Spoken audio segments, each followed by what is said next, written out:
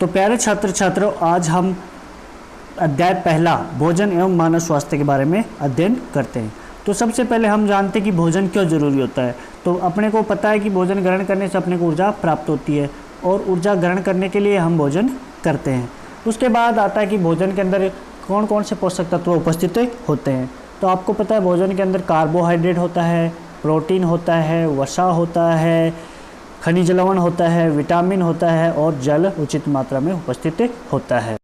उसके बाद में आता है संतुलित भोजन। संतुलित भोजन क्या होता है? वह भोजन जिसमें सभी पोषक तत्व पर्याप्त मात्रा में उपस्थित होते हैं, उसे हम संतुलित भोजन कहते हैं। उसके बाद आता है कुपोषण। कुपोषण में क्या होता है? जब भी अपना भोजन है उसके अंदर लंबे समय तक किसी पोषक तत्व की कमी हो जाती है तो उसे हम कुपोषण कहते हैं। कुपोषण बहुत सारे प्रकार का होता है। नंबर 1 पे आता है अपना विटामिन कुपोषण। विटामिन कुपोषण में अपने सबसे पहले पढ़ते हैं विटामिन ए। विटामिन ए की कमी से होने वाला रतौंधी रोग है। तो अब इसमें पता लग रहा है रतौंधी यानी रात को व्यक्ति अंधा हो जाता है, यानी विटामिन ए की कमी से रतौंधी रोग होता है। उसमें व्यक्ति को क्या होता है, रात को कम दिखाई देता है। उसके बाद आता है थायमिन, जिसको B1B बोला जाता है। इसकी कमी से होने वाला रोग बेरी होता है। इसमें हृदय की धड़कन कम हो जाती है। उसके बाद राइबोफ्लोविन यानी विटामिन B2, इसके कमी से होने वाला जो रोग है राइबोफ्लोविनोसिस होता है। इसमें होती है अपने जो ओंठ होते हैं उनकी त्वचा फट जाती है और स्मृति में भी कमी आ जाती है। नंबर 4 आता है नियासिन B3। इसका कमी से होने वाला जो रोग है वो पेलेग्रा होता है। इसमें जीभ और त्वचा पर पपड़ियाँ बनती हैं। नंबर 5 एस्कॉर्बिक अम्ल यानी विटामिन C। इसकी कमी से होने वाला रोग स्कर्वी रोग होता है। इसमें मसूड़ों से खून आता है और त्वचा के ऊपर चकत्ते बनते हैं। नंबर 6 आता है कैल्सीफेरॉल यानी विटामिन D। इसकी कमी से होने वाला रोग रिकेट्स होता है। इसमें क्या होता है कि जो पैरों की हड्डियाँ वो मुड़ जाती है।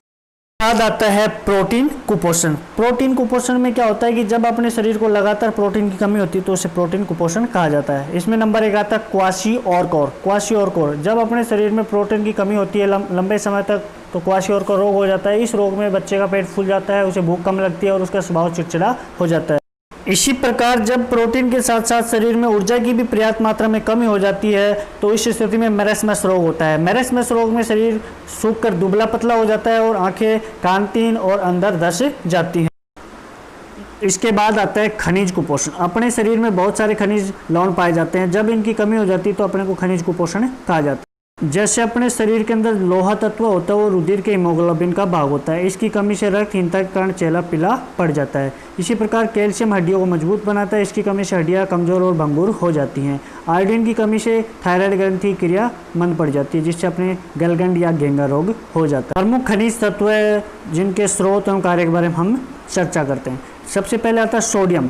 सोडियम है वो अपने को समुद्री नमक और मछली अंडे से प्राप्त होता है। इसका कार्य मांसपेशी संकुचन में होता है। उसके बाद नंबर 2 होता है पोटेशियम। पोटेशियम भी लगभग सभी खाद्य पदार्थों में पाया जाता है। इसका काम ही मांसपेशी संकुचन होता है। उसके बाद मोस्ट इंपॉर्टेंट आता है कैल्शियम और फास्फोरस। कैल्शियम है दूध, अंडे और हरी सब्जियों से प्राप्त होता है। फास्फोरस भी वो भी दूध, हरी सब्जी और अंडों से ही प्राप्त होता है।